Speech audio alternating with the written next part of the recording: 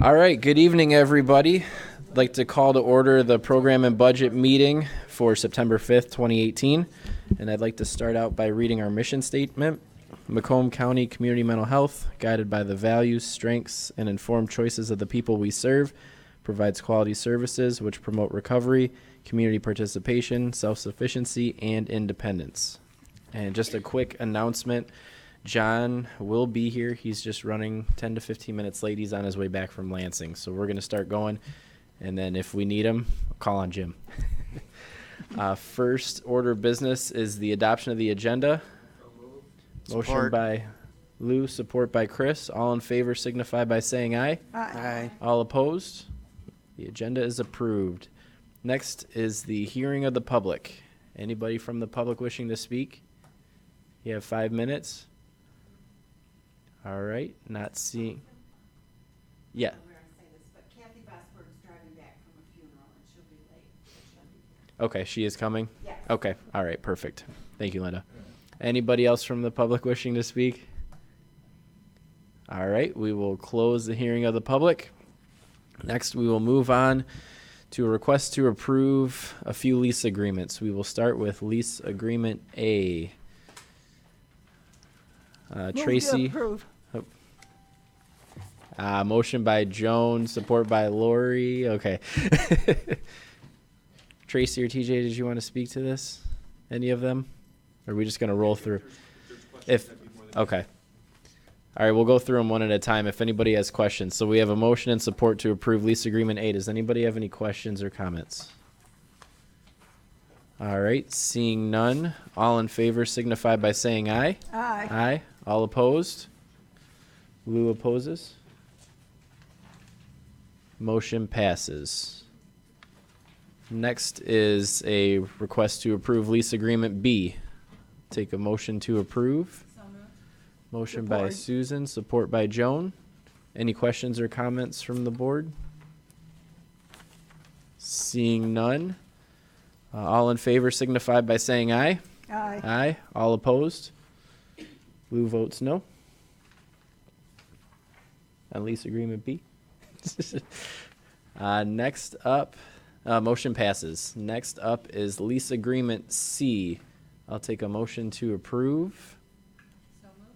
Motion from Susan. Support from, I think that was Selena, right? Yep, okay. Any questions or comments? Selena supported, yep. Linda.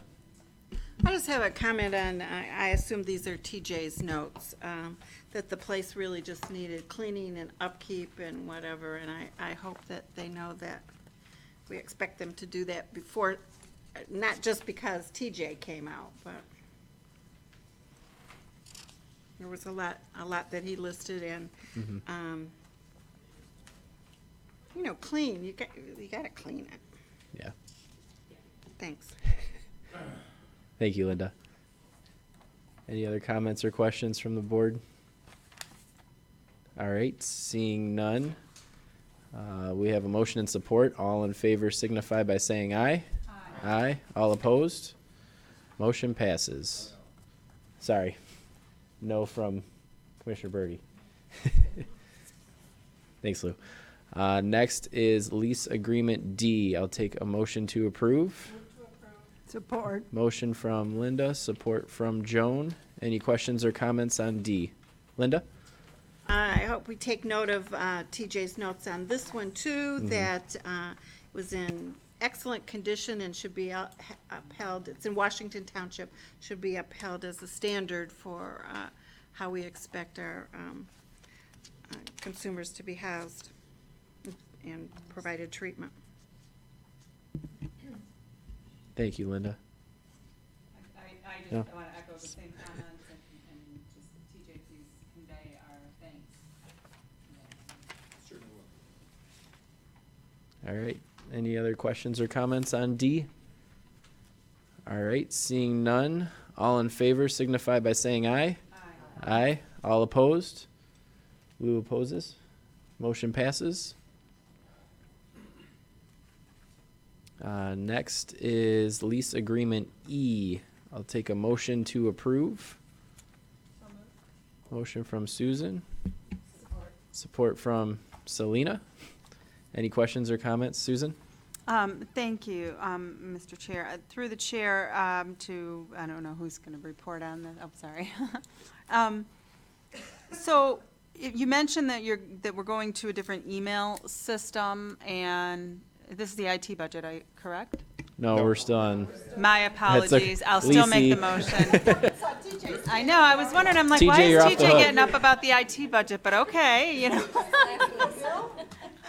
Okay, thank you. TJ's learning all new skills. My apologies. You can't use a hammer on all those computers. Ah, Just most of them. Any questions or comments on E? All right, seeing none, we have a motion and support. All in favor signify by saying aye. Aye. Aye. All opposed? Lou opposes. Motion passes.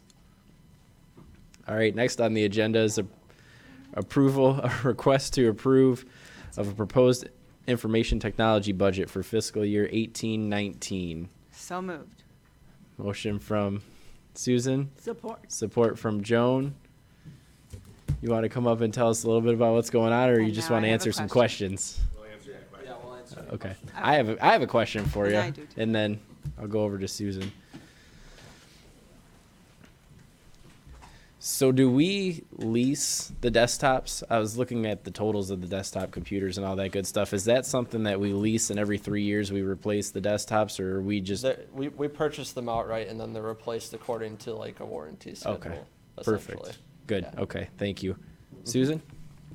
So I noticed in the introductory letter that you're talking about replacing the email system and doing something different with the phone system. So that's kind of what my questions are around. So are we on a different email system than the rest of the county, or is the whole county moving? Yes, it's always been independent from So- the county. Does that make sense financially? Or should we all be on the same system? That's more of a question, I would say, for the county. Since I've been here, it's always been separate. I just wonder, like, licensing wise, if we would be better off partnered with the county, and that's why I question whether that's ever been explored. Not by the IT department, no. Okay. There are certain concerns that come with that in terms of whether or not our staff would be comfortable moving over to a county domain. So we would have to move basically from mccmh.net over to macombcounty.gov, which isn't anything that we're opposed to in IT, but I can see that there would possibly be concerns from Okay. staff. Okay. It's But also- even, It's also administered by our Active Directory. Making that work across their Active Directory would be something we would have to explore with them. okay.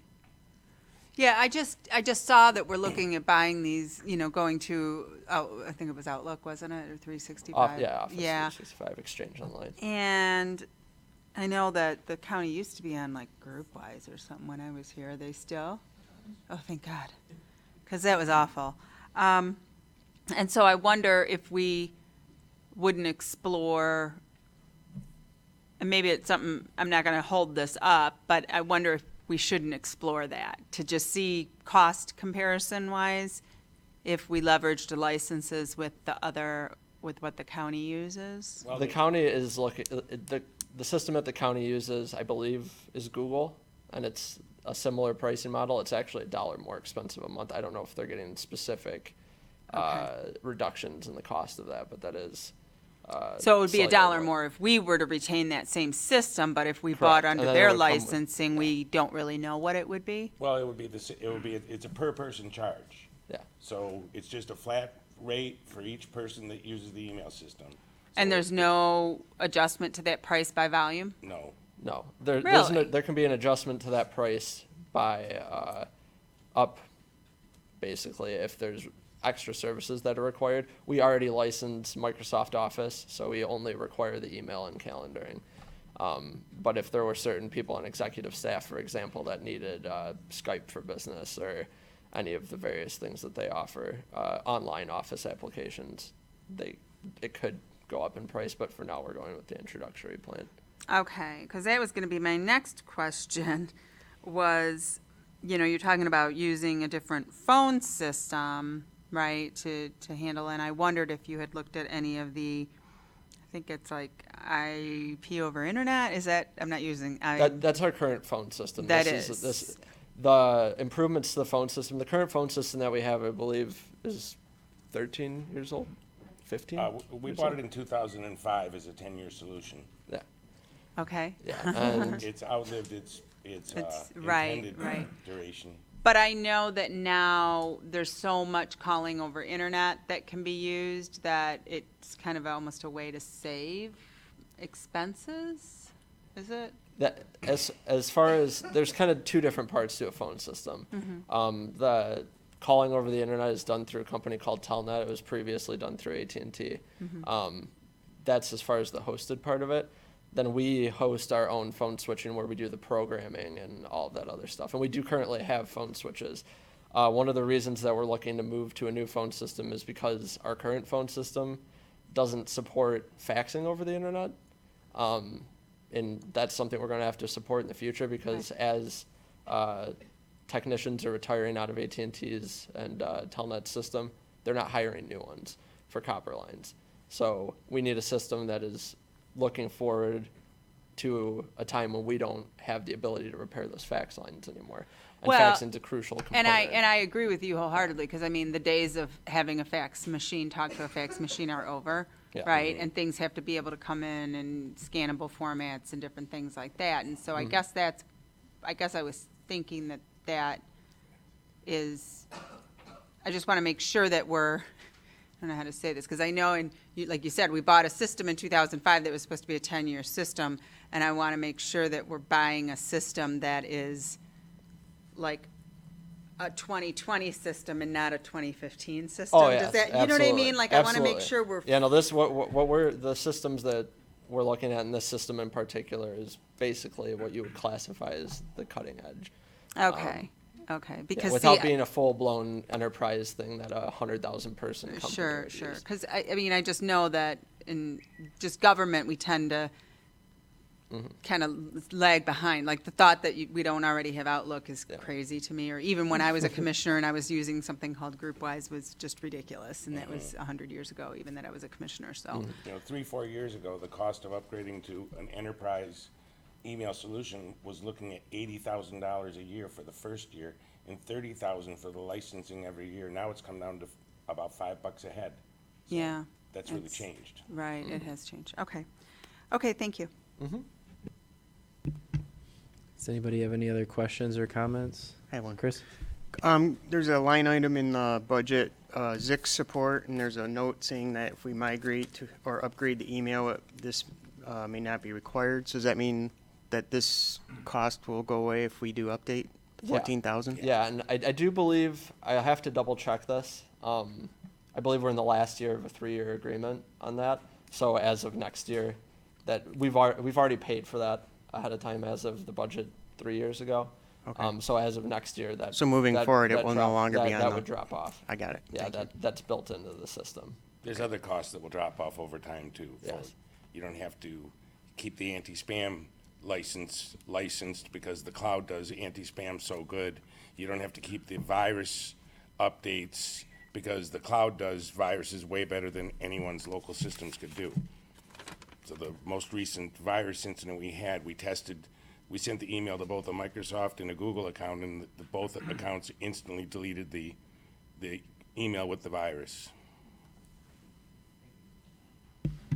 John? If I could just, maybe a couple of points of clarification too. In about 1997, community mental health was growing by leaps and bounds. And at that point, from my recall, the information technology department with the county wasn't quite able to keep up with our hardware demands. If you recall, there used to have a vent. The server room used to be in the old county building next door, and there was a big old black vent that was sticking out of the building over here, trying to keep it cool in the middle of the summer. So our savvy IT department was able to more or less break off from information technology and do a lot of that ourselves. And so we went our separate ways through our own guidance.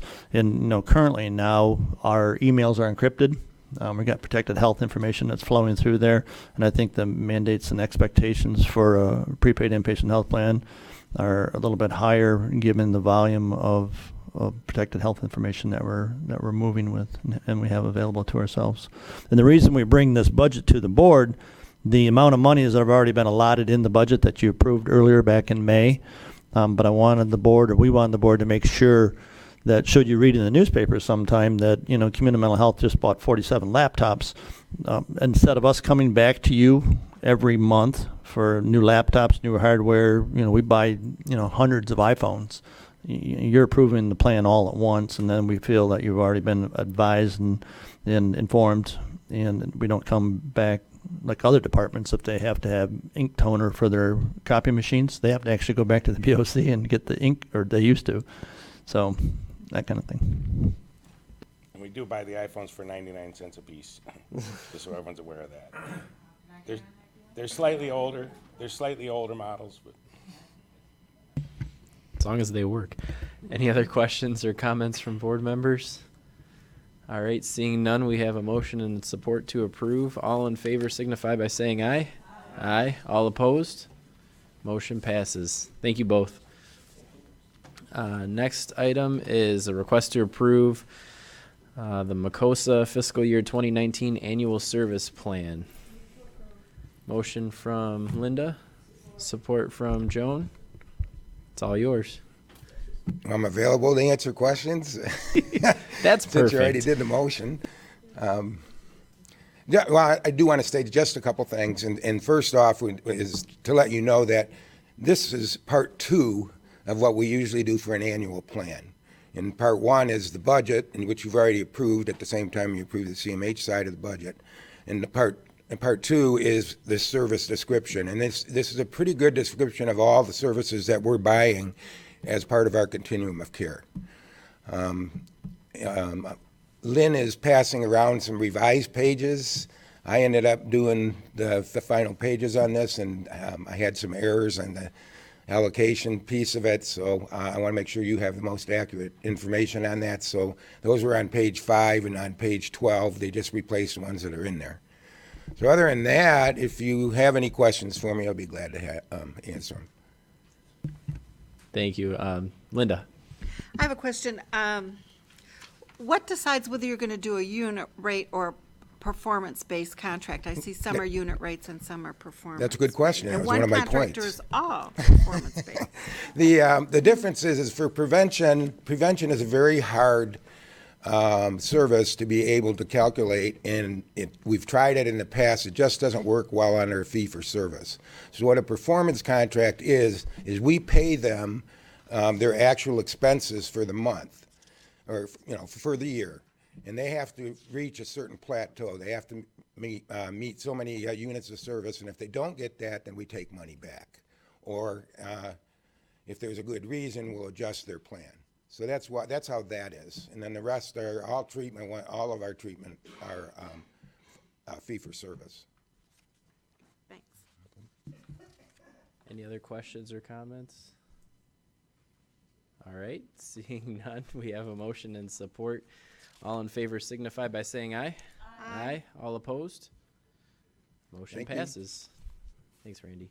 Next is the request to approve issue a 90-day contract continuation letters to SUD providers to allow for fiscal year 2019 contract development. So moved. Motion from Susan, Support. support from Selena. Oh, but- Go ahead, Randy. I'll take questions. He rolled once. Any questions or comments for? Linda's got a I thought question. he was going to talk about it. Why are you doing the 90-day? We're doing the 90-day extension because, for a lot of reasons, we can't develop the contract in time. We've got federal fund. We don't have our budget allocation yet, so that's a piece of that. So for next year, we've got it for this year, but we don't have it for next year. We've got some changes coming into our system, as John pointed out last month, that we are very likely going to be involved in managing the DOC, Medicaid, and Healthy Michigan clients. So that is likely to end up with some changes in our contract language. So we want to have the time to develop the language that we can right now, and they have to comply with the current contract, which is what on the mental health side they're doing anyways, for that 90-day period, and then they can spend the money. If we don't run that, we don't have a continuation, we won't be able to have any services as after October 1. So this is we've done this many, many years in the past. I think last year was the first year that we didn't do this. So. Any other questions or comments? All right, Joan? Sounds like you're always behind. We kind of take our lead from the state for a lot of that because the state doesn't give us ample time to be able to do it. And our plan is to really to get on the same cycle as the rest of the agency, but we haven't been able to do that quite yet. So yeah, we're not always behind. You know, in fact, that was common practice by most agencies for many years. So, but we are behind sometimes, and we want to make sure that we don't let getting behind meaning that we're going to be inefficient in our services or that we're going to have our services be hurt. So this gives us a remedy for that. Thank you. You're welcome. Any other questions or comments? All right, seeing none, we have a motion and support. All in favor signify by saying aye. Aye. All opposed? Motion passes. All right, next we have a receive and file MCC, MHOSA, and MDHHS projected allocations agreement amended for fiscal year 2018. Take a motion to receive and file. Motion from Jones, support from Kathy. Randy? Yeah, this is just actually we've gotten several allocation letters from the state this year. Talk about being behind. The state has been very much behind and keeps sending us allocations that they have to correct. So this is just allows us to, it gives us the extra money that we were supposed to have had earlier this year for the STR grants. And so that's all it is. They've allocated it, now it's in the budget. We've been spending it anyways. Because otherwise you don't have the services, right? So that's why it's here. Any questions or comments from board members? I have a question, Randy. On the allocation, on the categories, opioid state targeted response, it gives a federal allocation, but it's blacked out for the state. And I know the state's been doing a lot for the opioid issue. Is that just not part of this one? Yeah, that one is, that's the special dollars we got last year for all the new initiatives that we did, and it's all federal dollars. So it passes right through. The state gets some of those federal dollars. So usually what you get is you get that mix between general fund dollars and state dollars and federal dollars as part of this. So Thank you. you're welcome. Linda? Well, we have our expert here, Randy. On a different topic, the opioid deaths are going up with all that we're doing. Can you is it fentanyl? Can you tell us why you think we're not making any dent and it's getting worse? You know, the last part of your question, I think we are making a dent because I think the problem would be much worse if we weren't doing what we're doing. But in terms of, right now, many of you may have seen what the health department put out last month that said that they had 381 overdose deaths. And out of that number, 199 were fentanyl related, which is a big change from where we've been in the past because we started out primarily heroin deaths. Then you had the opioid prescriptions. Now the opioid prescriptions are going down because they have been doing a lot of things out there, and particularly educating a lot of the physicians out there about how to prescribe them and actually mandating how they prescribe them. So that's been going down, and then the fentanyl is something that's being manufactured illegally in China, is able to get sent over here to the United States. It's hard to detect, it's hard to catch, and it's being out there, and they're using it with just about everything. It's not just when you say fentanyl related, that means it's being hooked up with opioids out there, it's being hooked up with cocaine, it's even being hooked up with marijuana. So anybody that's out there that's, using any of those drugs, it's not safe. I mean, it's never been safe, but now it's extremely lethal with that right now. So we're hoping right now, just to let you know, we participate with Operation RX, which is a number of agencies that are geared toward trying to reduce the opioid problem in the county. We're doing some restructuring, but they've also had some money left over out of that group. And they're doing a billboard, poster, bus posters and that kind of thing campaign for a month. And what they're going to be focusing, well, they're not focusing on the fentanyl yet, but I think down the road we may want to look at that.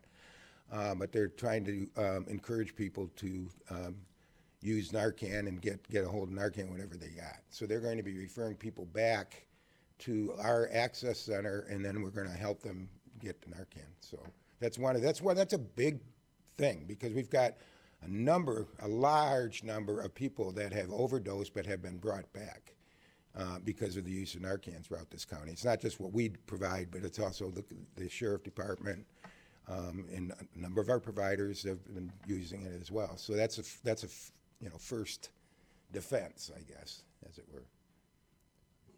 Good, thanks. You're welcome. Any other comments or questions?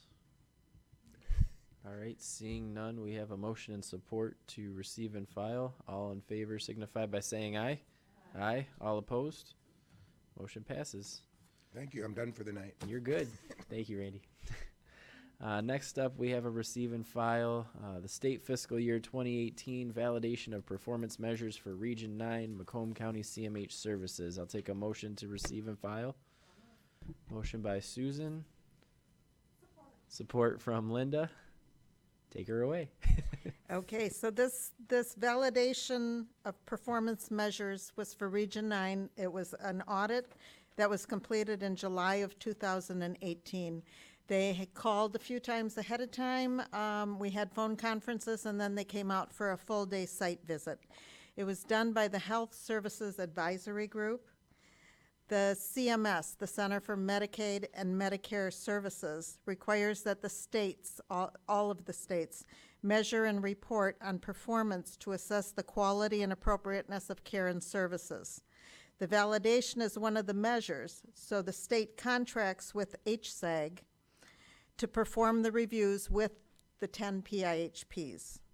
They look at the accuracy of performance indicators that are reported to the state and determine the appropriateness of care and services. The validation is one of those measures. They look at the accuracy and determine the extent to which the performance indicators follow state specifications and reporting requirements. Basically, they're looking at how the data is entered, how it's validated, any inclusions and exclusions, and how it's submitted to the state. Macomb County CMH met all of the data requirements, and HSAG has validated that how we enter, submit, and report our data is accurate. Yes. Yes, thank you very much. Good job, team. Thank you. Are there any questions or comments before she runs off? Okay. Lou says let you run off. All right, with that, we have a motion and support to receive and file the report. All in favor signify by saying aye. Aye. All opposed? Report has been received and filed. All right, next up. Receive and file a review of MCCMH third quarter financial status report executive brief. Take a motion to receive and file the report. Motion from Joan. Support from Lori. Alrighty. Hi, thank you. What you have in front of you is the familiar report to all of you as far as the executive brief. I have changed it up slightly just to hopefully each time find improvements, larger font, breaking out the notes, things like that.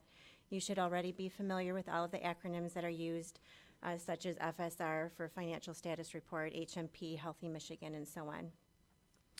With that being said, this report is for the third quarter, which was submitted in the middle of August and received by the state. So it's still a combination of our actuals that have come in and a mix with our projected numbers.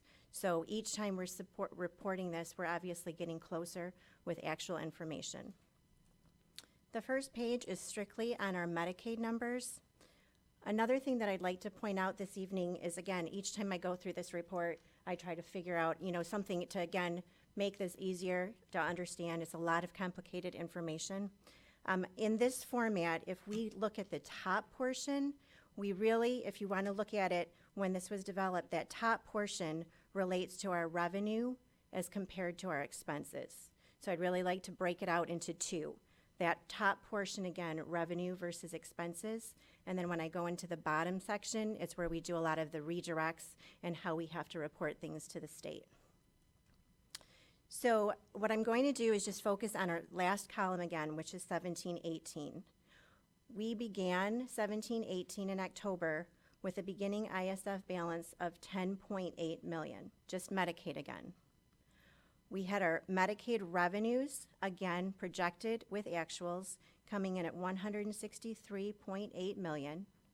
When we report this to the state, we do combine it with our substance abuse department. It's 3.9 million, for a total projected revenue of 167.7 million. I'd like to stop there briefly and bring your attention to, if you look at 1617, you're seeing it's 148.6 where we closed out, and that's a $19 million roughly increase. What we're showing, what I'd like to point out is there was a huge reporting difference. So it's not that we had a significant increase in the revenue, but in 1617, this FSR and Medicaid did not include our autism dollars. In 1617, autism was cost settled, therefore reported on our FSR separately.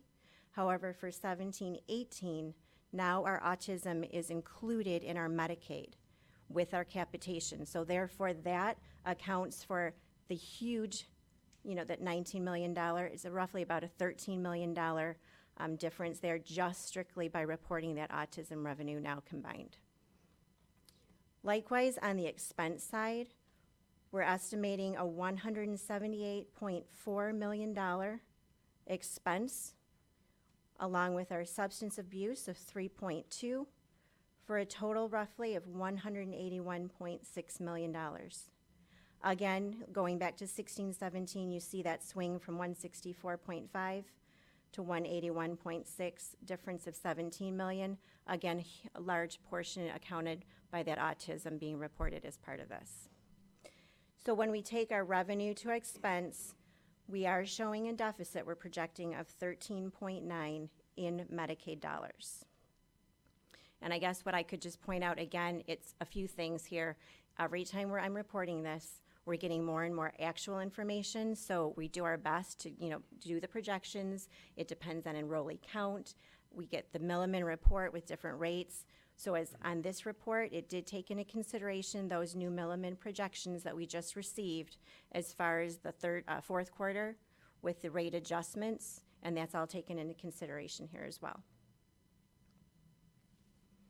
On this bottom portion now, this is where we have to report out on our FSR again, how we cover the deficit and how it affects our ISF.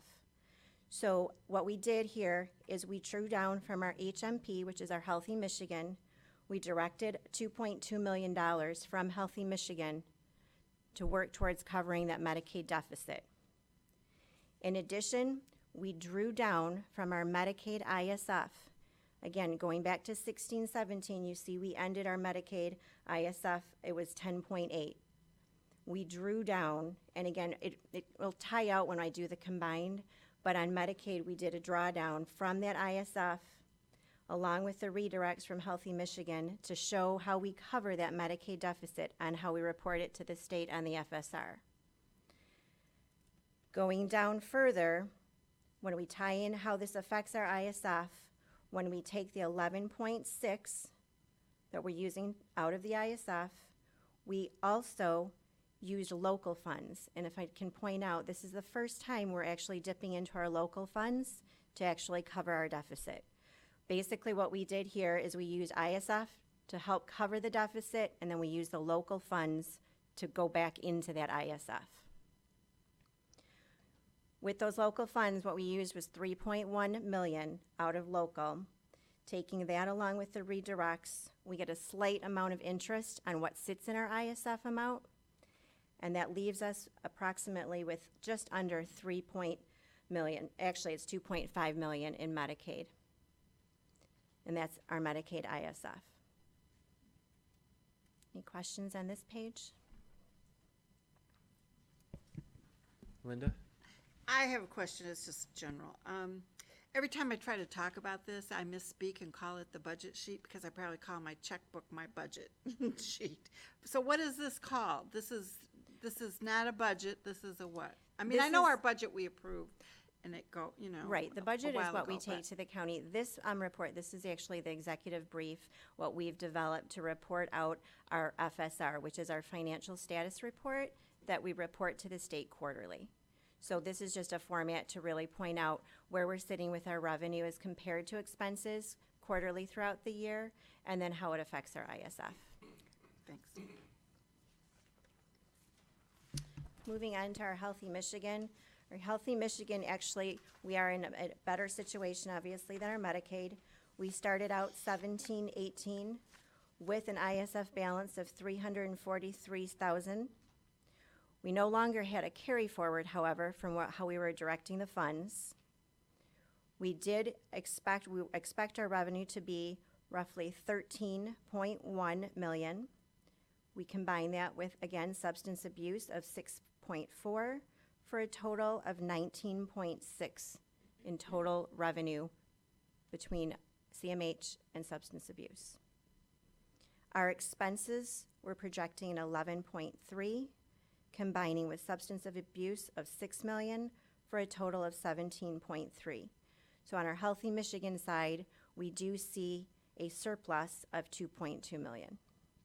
So when I brought that up on the Medicaid page, if you see that 2.2, that's what we used and redirected that surplus to help again cover our Medicaid deficit. Taking that down below again with the redirects, I just like to point out on the ISF section, there's a number there of 1.2. Actually, if that needs to be omitted. That was just a link that didn't carry through. There was no redirect from ISF there to cover that Medicaid deficit. So just taking again that 2.2 surplus, redirecting it, adjusting that to the starting ISF of 343, we had again a slight amount of interest, giving us a new ISF projected balance on Healthy Michigan of 348,000.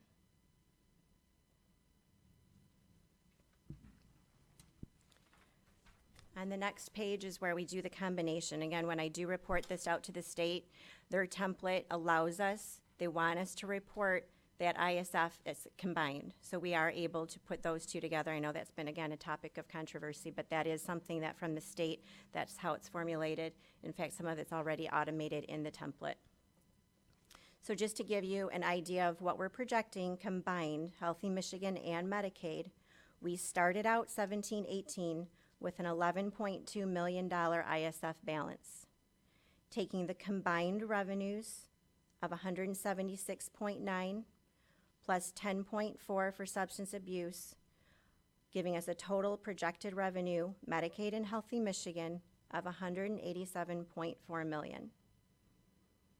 On the expense side, combined, we are looking at 189.7, substance abuse 9.3, for a total of 199 million. Combining the Medicaid deficit with the Healthy Michigan surplus, that leaves us with a projected deficit of 11.6 million. And again, with the redirects and how that affects us on our ISF, when we draw that down, we're looking at, along with drawing down the 3 million from local funds, an ISF combined balance of just under 3 million. Any questions on that? Lou? Did I hear you say it's what is the ISF at this stage? 3-point-something million? Correct. And on the other page, you had it listed at 10.8, and at the other page, you had another similar number. I can't get the pages to From turn. on today's report? Yeah, but. Right, because that's but- separated. But the point is that we should have an ISF at this stage of between 10 to 12 million dollars. So at 3 point something, we're 9 point something million dollars under what the ISF should be at this stage. Am I correct? That's from all of the redirects to cover our deficit. That's how we had to draw down from our ISF. Am From I where we correct? started 17-18 to where we're projecting to end 17-18. Let me try again. At this stage, we should have an ISF between 10 and 12 million. We're showing 3 point something million. So our ISF at this stage is 9 point something million less than it should be. Am I correct? Correct. Thank you. We're in trouble, John. Seriously. Along with the deficits and the lack of the ISF, along with the $6 million that we've gotten from the state, we're in serious trouble. Just a comment. Thanks, Lou. Linda? Two questions from the budget for the year. What should be our, is it 3% something? What should our To be fully funded, we should have 7.5% of our total revenues. That's what our percentage is this year, okay. 7.5%. And have you done the math? Do you know what that is of what we said? We're short by about between 12 to 15 million. Okay, we're short 12 to 15 million. Okay, so on this, the combined sheet, where it's showing a deficit of 11 million, is there a way to spend your way out of it? Not spend your way out of it? Is there a way to budget your way out of that? That it's, there's only 1 quarter left. Is there, And after I finish the report, actually, I believe John was going to talk Okay. about some of those strategic plans that we have for the last quarter. okay, thanks. Moving on, the last page of this report, it's reporting on the general fund status as well. We had no carry forward going into 17-18. We do have our GF allocation of 8.4. That's not something that's negotiable. Again, it's just an allocation, 8.4 million. We're projecting our expenses to be coming in at 8.7 million, leaving us a deficit of roughly 329,000. And again, we need to show how we cover that, and we have no other choice but to cover that with our local funds.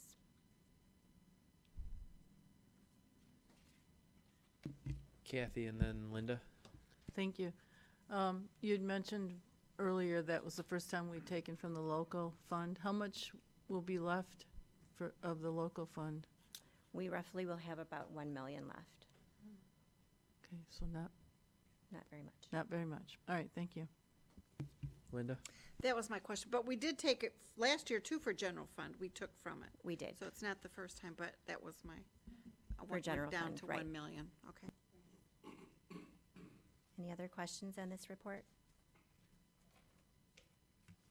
Great. Thanks, Cindy. John, go ahead. Thank you, Cindy. My apologies for being tardy tonight. I was in Lansing and trying to beat feet back here, and so anyway, I did. Given Cindy's report, let me work backwards on this a little bit as far as some strategy, some thinking on how we're going to work through. 18's about over. Whatever your deficit is, you got 3 weeks. There's nothing you're going to change in 2018. The year goes by so fast, and we as administrative staff, we talk about it all the time. Let's make sure we do everything we need to do on October 1st, because now it's suddenly May, June, and your opportunity is gone. And we've discussed that with the board too. So on the general fund, what our debts are and where we're going to end up is pretty much where we're going to end up. And Cindy indicated too, on the Medicaid side, the more of our claims that continue to come in, the providers have opportunity to still bill us 90 days after the end of the fiscal year on September 30th. So we may get claims all the way through till December. And what it'll do, that'll shift some of our costs from general fund cost over to Medicaid cost. And so some of it right now is projection where she thinks we're going to end up, and some of it's going to be actual because more and more claims will come in.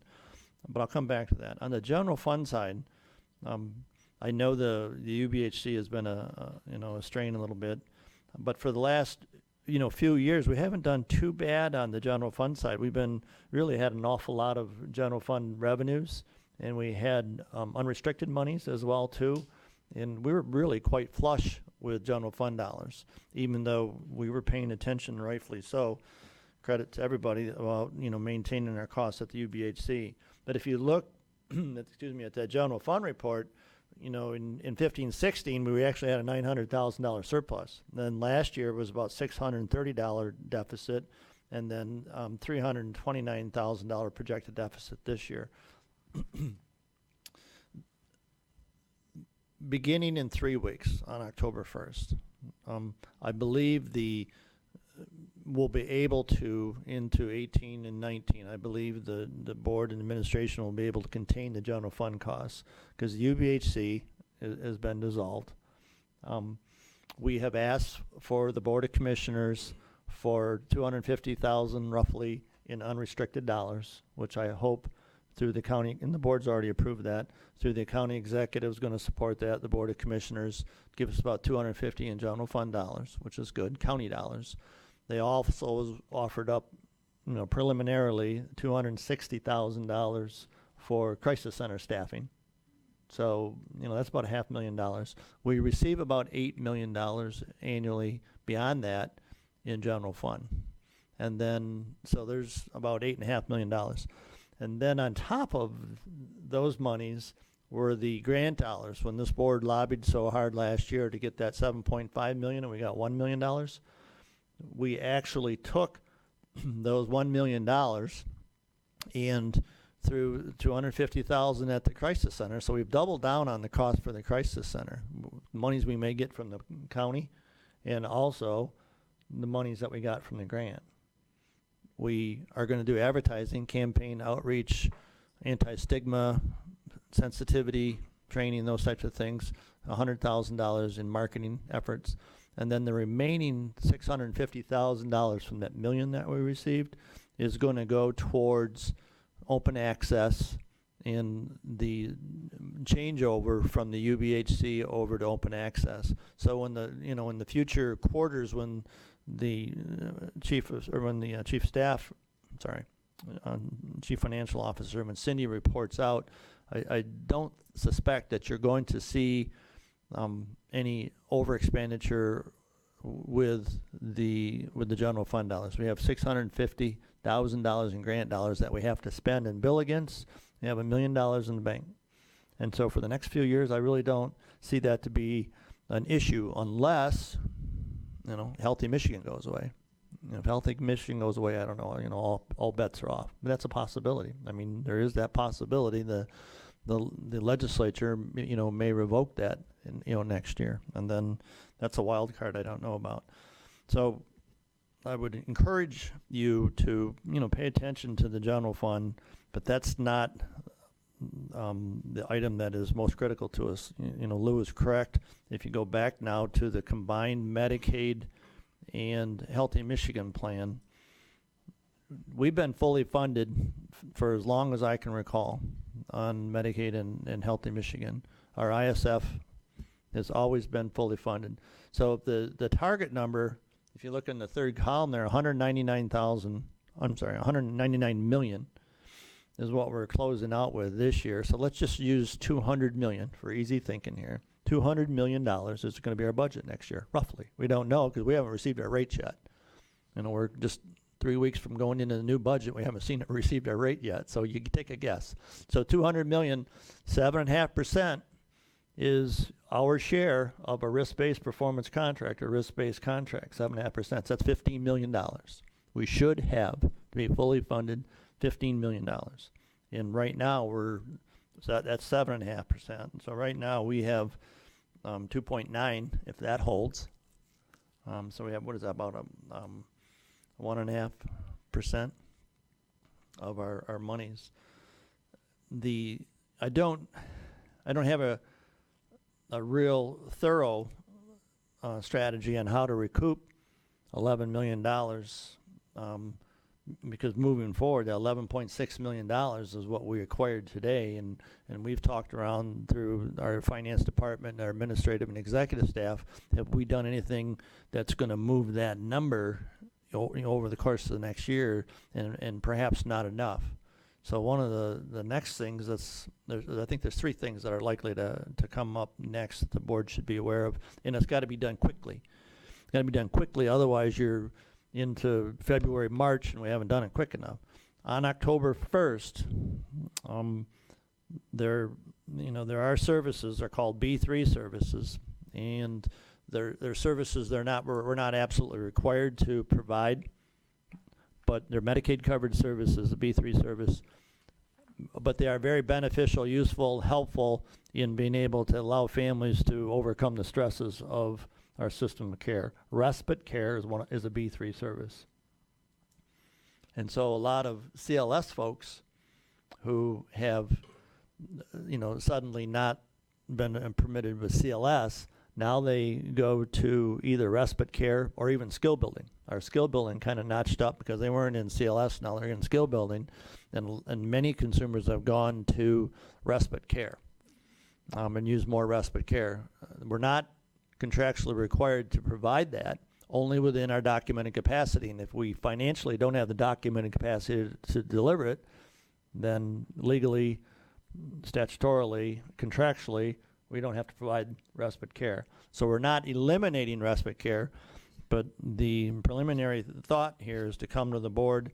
We've done a pro rata review of if supposedly we reduced the cap, the total number of hours, I think it's 120 hours a month, but I wasn't paying so much to the hard raw numbers, but I think it's 120 hours a month that it'd be the cap. So if we reduce it by the cap by 25%, 35%, or 50%, it'd each bring you in Medicaid dollars that you wouldn't spend. And the staff have done a study and looked at where we have a pretty good benefit, and more people are using our respite care than our neighbors in Oakland County and Wayne County. So our preliminary thought is, be open to what the board has to think about it, if we put together a 35% reduction on the respite cap. And we would do so through an executive directive. They always come under fire. The last one I did, it came under fire, but we survived it through recent complaints lately. But before I inked those executive directives, I came to the board and I wanted you guys to know what the wraparound effect might be from your constituents who say, what are you doing now? You're cutting respite care.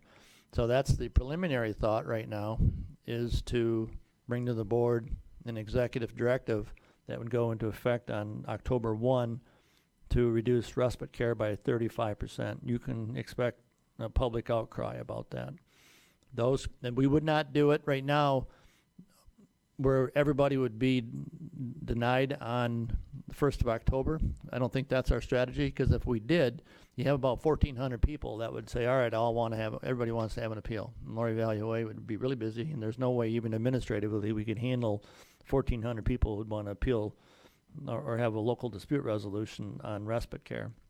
So our preliminary thought is to roll it out, be effective the 1st of October, but when John Doe's person-centered plan comes due in October, November, December, at that point in time, the cap would be not 120 hours, it would be 80 hours. And then at that point in time, the consumer is still going to appeal. They're going to go to a local dispute, and they're going to still appeal. The best we can do is probably about $2.5 million annualized over the course of the year. So that's the immediate plan or thought, and I can share more with you that in Friday updates and ideas over the next few weeks. We've talked about acute psychiatric inpatient for a long time, and we really need to show proof positive that our acute psychiatric utilization is coming down. We've spent about $14.1 million annually on acute psych. We need to be able to do more diversion opportunities, more crisis intervention opportunities, shorter lengths of stay, robust crisis planning, outpatient aftercare follow-up. Some of that's going to change through open access, but we could probably get about $2 or $3 million. Haven't done it yet. I've talked about that for a few years, and we haven't been successful at that. But perhaps $2 or $3 million in that arena. And I don't have another suggestion to bring to you. I would take opinions from the board where else we go. We've cut community living support services. We're going to propose a reduction to respite care. We've held our providers at a 2015 rate going into 2019 marketplace. I still think we have 80 vacant staff positions, furlough days. We've done a lot. Even reduced our inpatient providers by 5-7%. I think the other, so I think we're going to come up short, unless I hear something from yourselves relative to where else we can go to save some monies. And we're not the only PIHP. I mean, you're not the board of the other PIHPs, but I was on a conference call all the way from Lansing to here with Oakland County, Washtenaw County, and Lakeshore Regional Entity who have no ISF.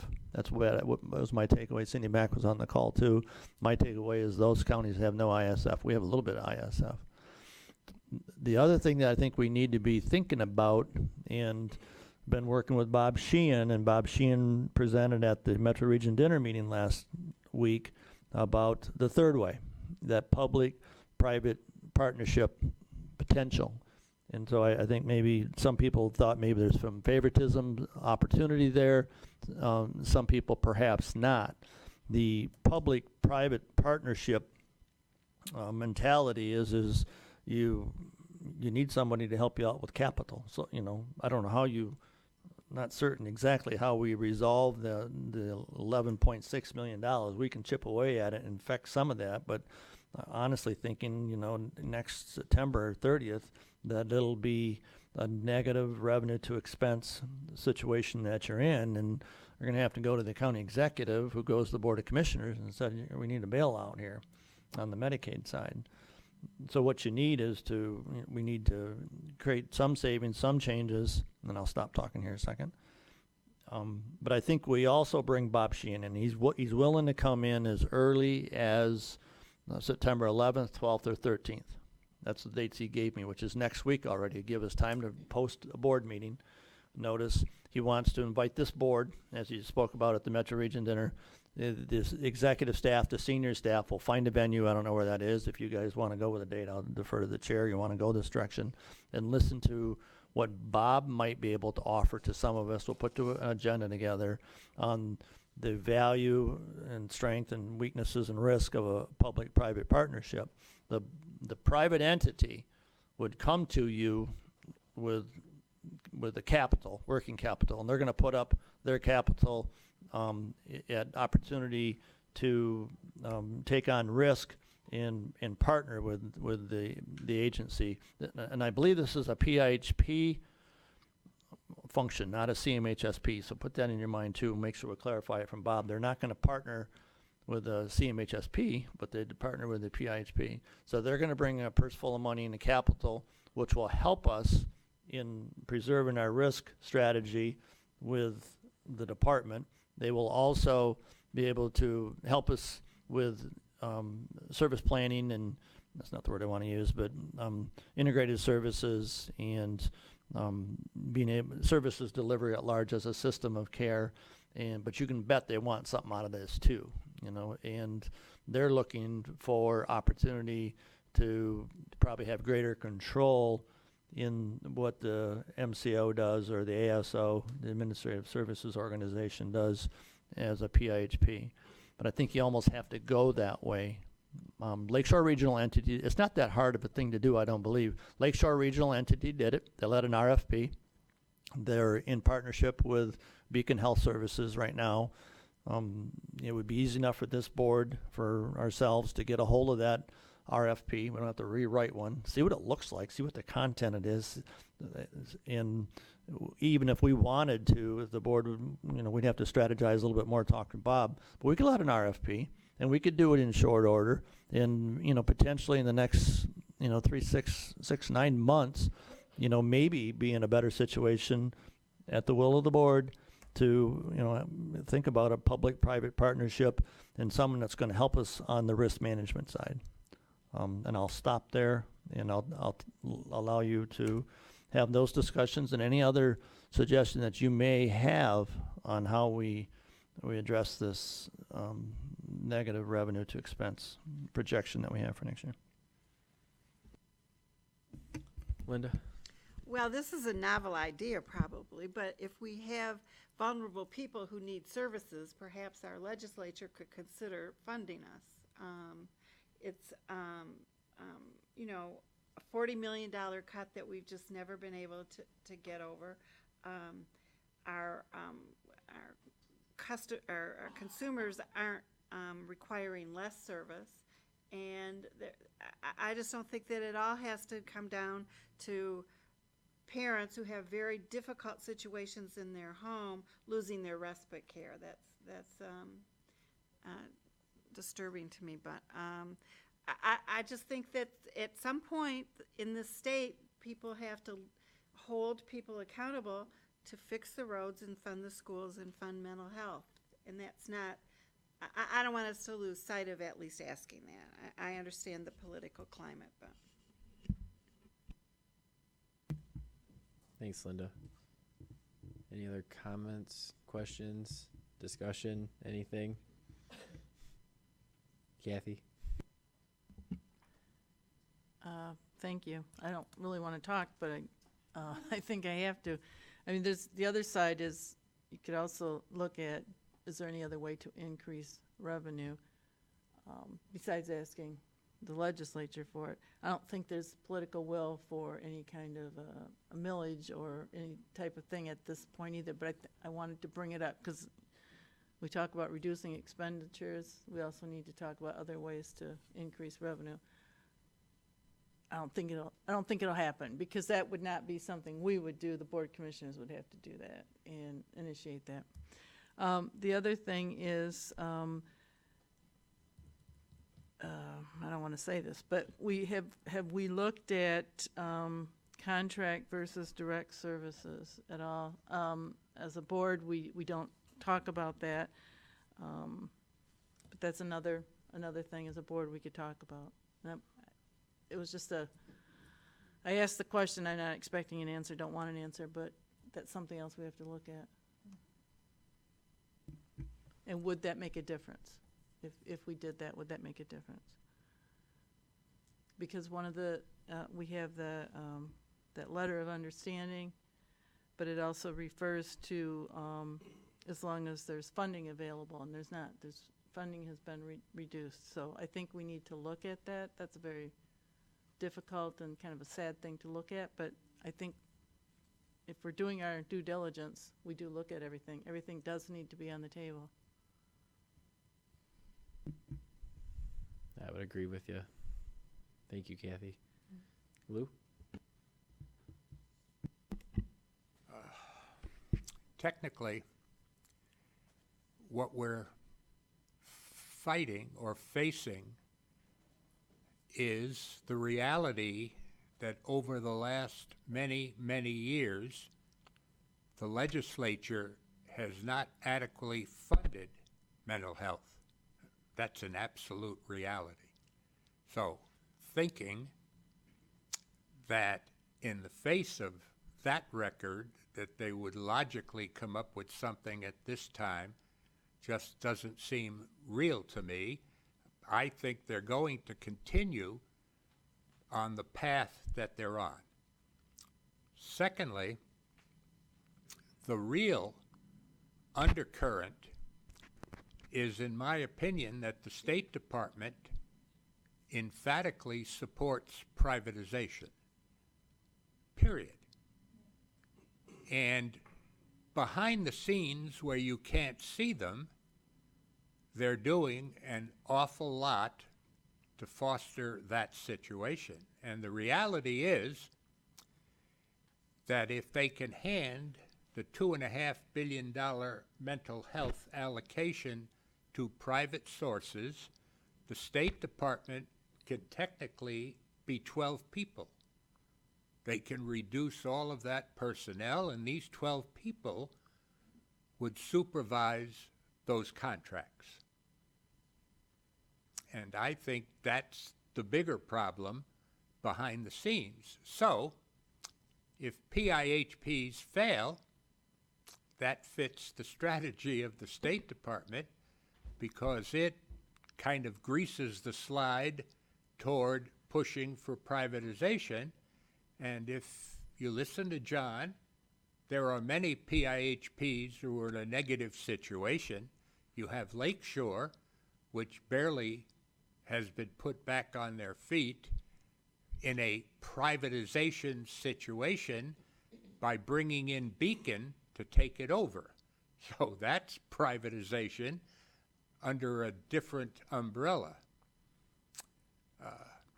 The public-private situation is privatization. It's on a local level. So I think that's part of what you need to evaluate going forward as to where you are. As I said to Bob Sheehan after the dinner meeting last week, I clearly understand what your problem is, but your problem is that these healthcare folks have an extreme amount of money, and you're indicating that picking up a partner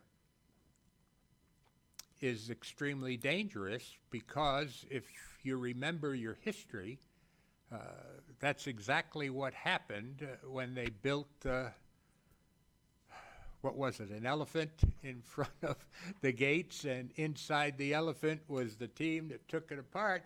I said, that's what you're going to get unless... Trojan, wasn't it a horse? That was a horse. No, seriously, I think if I were the healthcare people, I would take advantage of Bob Sheehan's situation, and I would send in a Trojan horse with money in order to establish itself.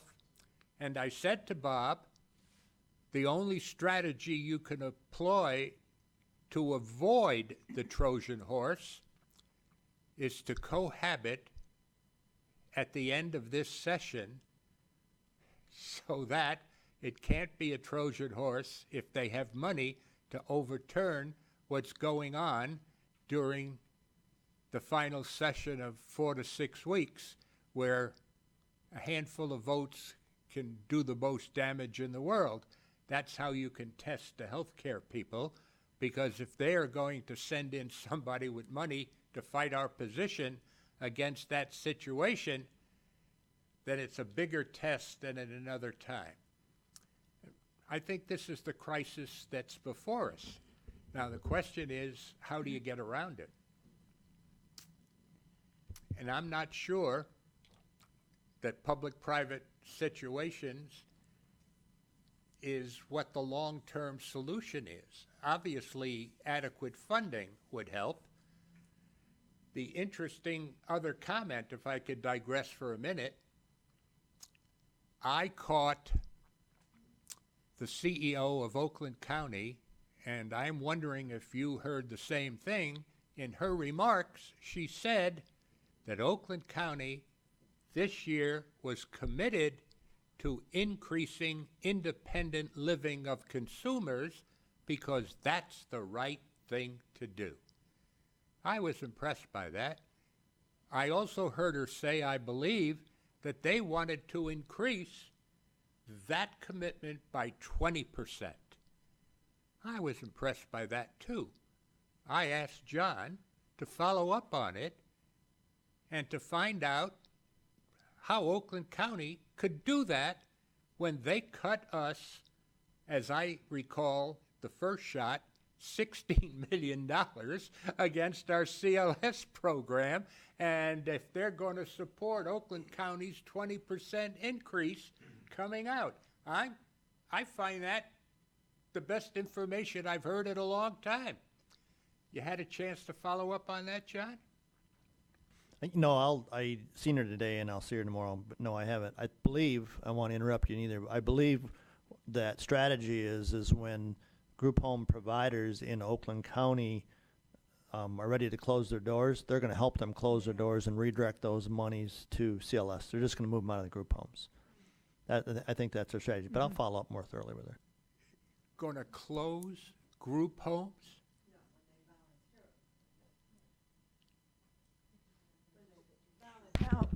No, I understand that. Doesn't that strike anybody as impossible? I think the first question you need to ask is how many consumers they have in group homes. Our situation is, we don't have empty beds, and we have consumers coming out of CLS. If you'd really like an amusing story, the State Department this year put into effect a program that says, take the consumers that you have in group homes and move them into independent living. Now, isn't that the funniest story you've ever heard? Come on. And in the face of this, you're dealing with a State Department under siege because, frankly, they're bailing out because of what's happening with Nick Lyon. Why do you think these retirements are happening? Why do you think people are moving into other jobs? Because, frankly, as Jim Haverman discussed with me, they are immobilized mentally to making any decision whatsoever. They are absolutely concerned, and I don't blame them. This is horrendous pressure that they're under. So, for what it's worth, I don't want to digress too far, but a public-private situation really needs to be studied very carefully because it is an absolute move toward privatization on a local level. And Bob Sheehan knows that because where they have done that in other states, some have been disasters. Iowa is one of them, if you want to check into that. But I think it needs an awful lot of consideration and evaluation before we go forward. But I've said my piece for what it's worth. Thank you, Lou. Joan? Thank you. If I recall, our executive director wanted us to do a study. Didn't you want us to do a study back in September about privatization? It might be the authority issue. Pardon? Maybe authority you were talking Yeah, about? yeah. That's where I got in trouble, but I recall. But I think we should have been looking sooner than now. Now we're at a bad turn in the road, and we don't know what to do. Maybe we should look into something like that. That's what. I'll be in trouble again, but what else is new? Go ahead, John. I think, I think there's always opportunity. I think you have to look at it from that vantage point. Is the road longer and is it, going uphill? It is. And it's going to be that way for, I think, quite a while to come. Not here, but throughout the state of Michigan, throughout our whole entire healthcare system. It's a greater and greater challenge. You flip on the news and there's more costs and less doctors and less psychiatrists and less direct care workers. And it's a long up road hill, but you have to look at the opportunity that's there too. Is there an opportunity to bring Bob in and learn more? It is. The opportunity is here right now. Will it be our cup of tea? I don't know. But as you were in the Metro Region dinner meeting, he said that we all have big hearts. We love what we're doing, but God's going to tell you that too bad. Somebody else is going to step in. I don't know what his exact words would. You get the gist of it. We all have big hearts. We love what we're doing, but it's not going to sustain us. So I think we should wrap this item up at some point in time, with all due respect to differing opinion on the opportunity and the threat for that. Bring Bob in, get him in here. I mean, he's willing to come in as early as next week. Let's take him up on it, and let's learn more from that, and then we can say, no, we don't want to do that. I mean, the board can, or you can say, yeah, I do want to do it, or proceed forward. We can get an RFP. We can, I can, talk to Jeff and get Jeff LeBoon and get the RFP. I think Jim Losey's got it on on his laptop, review it, and what is it really about?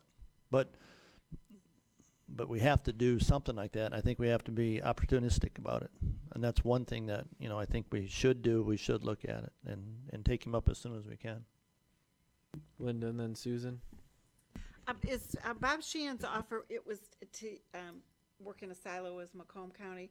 He proposed, I think, at the regional dinner, but when he comes next week, he's not talking to all 3 counties, he's talking to Macomb. And the other counties don't want it, or he's going to handle them separately? I or heard make him the say offer? Oakland already took him up on it. Okay. I heard him say that. But to still meet separately, not with us, okay. Susan, and then, is it a quick question, Lou? It is quick. Okay, go ahead, Lou, and then Susan. Are the dates 11, 12, or 13? Well, then I'll give you the best news you've ever heard in your life. I can't make it. I'm having surgery on the 12th, so. Thanks, Lou. Susan? So I am in favor of hearing what Bob has to say. I am also in favor of looking at an authority to see what advantage or disadvantage that offers, because quite frankly, I don't know if I'm in favor of it, because I don't know anything about it. And I gotta know. I mean, and everybody has an opinion about it, but until I see the facts written out, I can't even form an opinion. So, I'd like to know what our options are for a private partnership. I'd like to know what our options are in terms of an authority.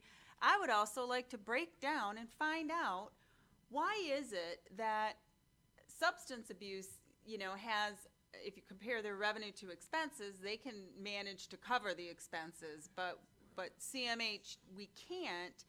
And I guess I'm confused, and I know I'm not an expert in this field like many, many people are in this room, but I thought that Medicaid worked as, a fee for service, right? I mean, like, you get so many units of care that are billable, and that it should be dollar for dollar. Why are we running a negative? I don't understand that.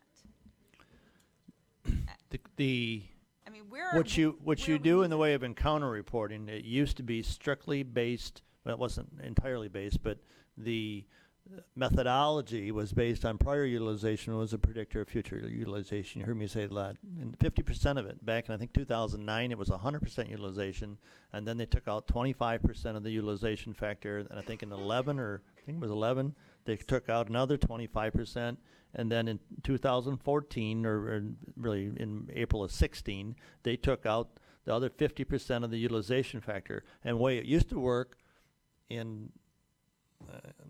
I think the department has heard us, where it used to work is that we would continue to send our encounter reporting in every month. And so you could see the rise in CLS.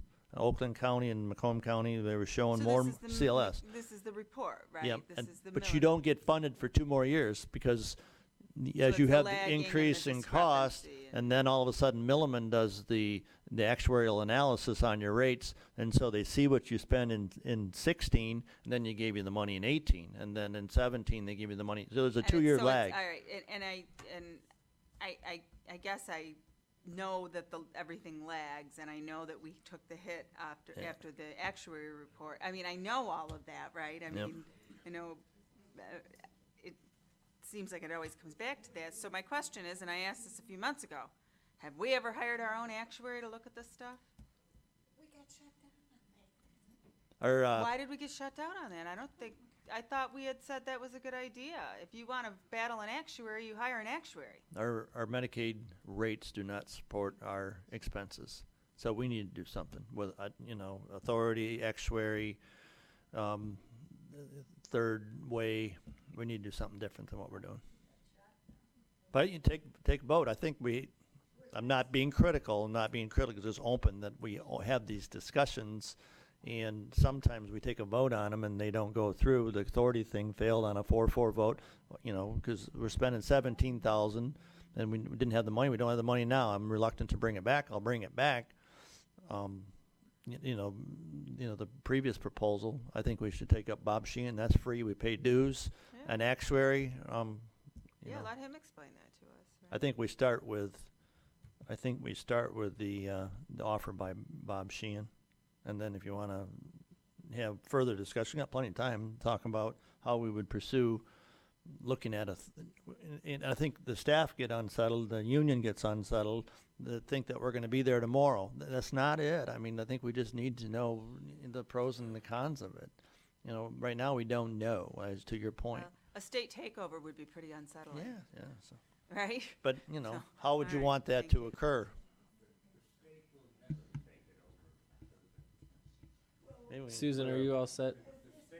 Lou? Lou, you're out of order. Thank you, Lou. Kathy? Thank you. I would, first of all, I just want to address what Susan was talking about, the Medicaid. We get paid a certain dollar amount from Medicaid based on, the formula's been changed a bit. But then with that money, we're required to provide services to anyone in the county who qualifies for Medicaid. Is that correct? Anybody who meets medical necessity for our services and qualifies for Medicaid. Correct. yeah. And so we don't, at that point, when they come to us, we don't bill because we've already received the money. Is that, We received the capitated dollars, yeah. yeah, And it costs us more to deliver that service than what we get. correct, yeah, That's the deficit, yeah, along with other projections. right. Whereas your local physician sees a patient and bills for it, and sees another one and bills for it. We're funded a little differently. All right. Then, I guess I wanted to just say a bigger picture. I made some comments earlier, and they were just bits, but if the private industry thinks that they can provide the services for the amount of money we get, and if the state agrees that, well, I don't know if they agree, but they're hoping that might, Toulouse thing, if that's what's going on, well, then aren't we also able to do it? We're not financial experts here. We're, most are practitioners, clinicians, whatever type of people, but it seems like maybe we can try to get the help we need, and some of the suggestions were already brought up. So I would like to suggest that as a way of putting just more things on the table, not just do one and then try another, that one, we have Bob Sheehan come in next week at a date that's suitable for most of us, and that we also look at what it would cost to have a millage that would make up this difference. And ask the Board of Commissioners, they've got some people to just do it. We just need to know, because I think if we know it's so much per household, we deal with it. And then the other is the authority. We brought up the authority thing. If we think that looking at the authority would help, I think then we should do a study, promote doing a study on that. But one of the things about this authority, we don't make that final, if it comes down to an authority is recommended, that doesn't come from us, that's got to come from the Board of Commissioners, and we have to work on convincing them, and that was a hardship. Just saying, okay? So I think they got those three things. Thank you. So I'll put that in the form of a motion. But maybe one at a time. Let's do one at a time. So I want to have a great big motion, we got to take apart. So first of all, maybe we don't even need a motion if we just all agree. Let's set up a date with Bob Sheehan. Find a day that's suitable for most of us. It'd be 3 hours too, so, maybe 2 to 5, 3 to 6, whatever.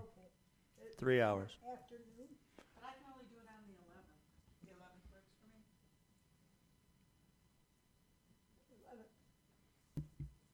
Sound- Motion. The 11th. I think that would work. I'll take a motion to have the meeting with Bob Sheehan on the 11th Afternoon? from, okay. You made the motion, right? And Joan seconded it? Yeah. Okay, we'll do 3 to 6. You said 3 hours, right, John? We'll do 3 to 6 on September 11th, Tuesday. 3 to 6. Yep. John's gonna. I'll have to figure out the venue. I don't know that right now. We'll find a venue someplace. Can you find TJ, a venue that'll host the 12 members of the board and about 30 of the staff? Something comfortable with microphone, probably IT technology, screen, microphones. Use the forum at the CCC. Yeah, but we need IT technology, a screen, and microphones. All right, thanks. The Board of Commissioners has a meeting at 3 o'clock that day, so you can't use this room and you can't use me.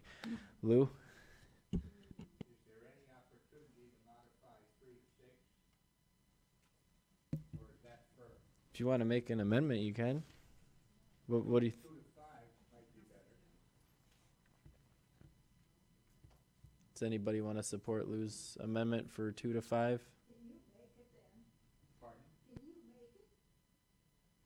Well, I'm having surgery on the 12th. I'd like to get home. I need to fast. 6 o'clock makes it rather close and difficult for me. All right, well, we have a motion and support on the floor for 2 o'clock. We'll put it to a vote. All in favor signify by saying aye. All opposed? All right. Nobody voted. Give me something. We'll I make a friendly amendment to make it 2:30 to 5:30. Split the difference. I support that. All right, we have 2:30 to 5:30 is the motion. All in favor signify by saying aye. All opposed? The ayes have it. 2:30 to 5:30 on September 11th with Bob Sheehan at a location to be determined, and John will let us know once it's been decided. All right, Kathy, what else did you have? Right, my second is ask the Board of Commissioners to look at what it would take to get a millage for the amount of money we would need. I'll support that one. All right. All right, we have a motion and support for the Board of Commissioners to take a look at a millage to see how much money it would bring in. Yes, Linda? John, there are, I think, 2 places in the state that have a millage, a mental health millage, Jackson and maybe Washtenaw.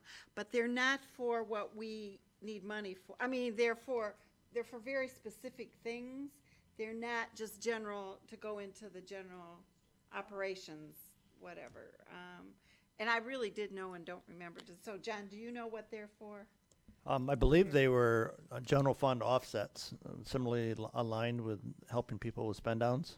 I'm familiar with the Washtenaw millage. I think Washtenaw had a millage. I'm not certain about Jackson Hillsdale's. And so I, they're not for what you're asking for. But that's why we're asking the board. And we recently had a local millage for roads. I think it was Clinton Township, and it failed horribly because people think the state's supposed to take care of what the state's supposed to take care of. And I do too. Well, it's just gonna be a discussion, isn't it? Right, this is just basically a fact-finding, informational report, basically. Correct, Kathy? Right, it would be whatever the shortfall is, and I get the numbers from the CMH Finance, and then that would go through, what's the department, thinking assessing, yeah, but you know which one I'm talking about. But then they guess, here's what it would be per household to do whatever, then included in that would be are we allowed to do that just for general purposes, or does it have to be for a specific thing?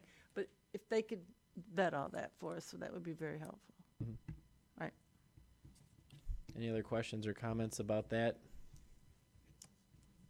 Or, This is just to study it? Yeah, this is. yep, just to get the numbers, Linda. We're not asking for a millage, we're asking for, if we had a millage, how much do we need to generate, and what would that cost per taxable dollar be? And then also broken down to the average size household in Macomb County, however, whatever useful things it is to break that down. All right. I did. We have a motion and support. All in favor signify by saying aye. Aye. Aye. All opposed? All right, motion passes. Kathy, what was your third and final one? My third one was the studying for an authority, but I don't have enough language to even know what kind of a motion to make. Point of information. Susan. Can Mr. Sheehan bring that information for us as well? Without hiring a consultant at this point, can we just get information on what that does for us? Or doesn't do for us? We have, the administration, Pat Jens inked a document in 1997 that provides some overview of the benefits of authority. Let's We at can least make. start with that. All right, we can put that in an electronic email to you Friday. I'll get it to you out Friday. And Or take if a it look at needs updating, if we can get any updates to it. I don't know that the model has changed much since 1997, but, Yeah. I'm curious. But I think it was indicative of, back then they were moving into managed care. There was a lot of concern by the department. Why are they encourage everybody to go to authority? Let's take a more cautious wait and see look. And that was 97, the whole Medicaid marketplace, PIHP started in 2002. You have My Health Link, you have, Healthy Michigan, you have a whole lot of different marketplace, and, whatever the future holds with the feds and the state, I think is something we should look at as well. But that document won't have, the 21 year later, risk benefit of authority. But I'll send it out to you. We'll put electronic copy together. I'll give it to you Friday. And any updated information Yeah, that we sure. can swipe and deploy from anyone else that's ever looked at it since Okay. then. Thank you. Thanks, Susan. Kathy and then Joan. Okay, so we'll just, that third point will just be, let's just gather some information, and then we can at some point decide if we want to spend money on the research. Is that kind of the consensus here? Yeah. Yes, I know we did. All right, we thank don't you. want That everybody to concludes. get up. Okay, thank you, We don't Kathy. Go want ahead, people Joan. to get up in arms. We don't want the unions to start out there waving flags and picketing, saying we're trying to create an authority. We're just looking at the situation. It's, Lou, go ahead. Frankly, I'm not supportive of that at all, and I'll tell you why. If we were an authority today and we received the same amount of money that the PIHP received, you'd be in worse trouble economically because you would have to replace all of the county services which you now get as a county department. You'd have to hire a law firm. You'd have to hire a financial group that prints all of your checks and sends out to all of your bills. You'd have to replace all of these services, and you still have the same amount of consumers who are looking for services. In the present situation, that's not a solution at all. It's a worse financial path, frankly. Now, you can do whatever you choose to do if you've got the votes to do it, but it isn't going to work financially because the numbers don't support it. And being able to do what? Purchase property? Be independent? Replace all of the services? I'm just saying that you'd better consider separation from a county department as a financial solution. You're going to have to spend a great deal more money reestablishing your administrative structure. Now, if you don't see that, Thanks, Lou. That's why we're getting the information, and we can all take a look at it and learn from it. Thank you, Lou. All right, are there any other questions or comments? All right, seeing none, that will wrap up. Did we take a vote on receiving and filing the executive brief? No? Okay.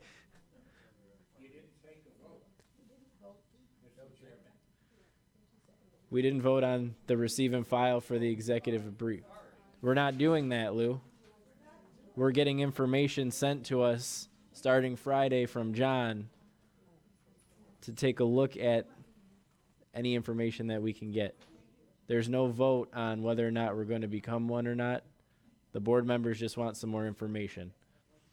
But we do need to take a vote to receive and file the MCCMH third quarter financial status report, and we have a motion and support. So all in favor signify by saying aye. Aye. All opposed? All right, that is received and filed. Next item is resolutions. We have none, so we will skip that and go to other agenda items. John, did you have? Yeah, just one. Okay. There's Macomb County Community College has a curriculum that supports leadership and certificates for students, and one of the students that's been in the public release here is actually a person who works at our crisis center. So it was a nice little write-up about her. Her name is Christina Young. She's 33 years old from New Baltimore, and the write-up was through Macomb Community College, and it speaks for itself. So I thought I would share that with you. And anything else that the board would like to think about in the way of opportunities yet for 19, my phone rings, call me. I'm always willing to go out to lunch, spend more time on a deep issue, as well as staff are too. We'll pull our own weight, pay for our own tab. But I think we need to have, as Bob said, that there needs to be a more ongoing, in-depth conversation about some of these issues. I don't know if, 2-hour board meetings are going to get the job done. So, I'll be more than willing to offer up my time and the administration staff's time on opportunities. So if you have something, let me know. Thank you. Thanks, John. Thanks for sharing this also. Any other comments from the board? All right, seeing none, we'll close other agenda items and go to hearing of the public. Anybody from the public wishing to speak? Going once, going twice? All right, we will close the hearing of the public. I'll take a motion to adjourn. Motion by Kathy, support by Selena. All in favor signify by saying aye. Aye. All opposed? This meeting is adjourned. Thank you. Have a good night, everybody.